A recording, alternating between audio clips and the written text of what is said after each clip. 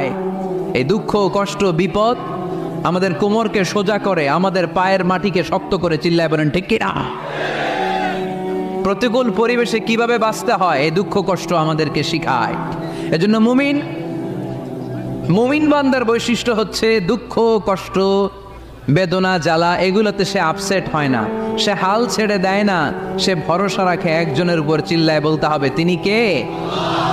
কারণ মুমিন জানে রাত্রি যত গভীর হয় অন্ধকার তমানিসা ভেদ করে সুবহে সাদিক হয়। মুমিন জানে গর্ভবতী নারীর পেটের ব্যথা যেই দিন বাড়তে থাকে ওই দিনই নতুন মেহমান আগমনের সময় ঘনাতে থাকে। মুমিন জানে তার জীবনে দুঃখ কষ্ট বিপদ যত বাড়তে থাকে সুখের দিন কাছে আসতে থাকে। এজন্য মুমিনের হারাবার কিছু নেই। ফাইন্না মাআল উসরি ইউসরা, ইন্না মাআল উসরি ইউসরা। নবী হে, কষ্টের পরেই আছে আনন্দ, দুঃখের পর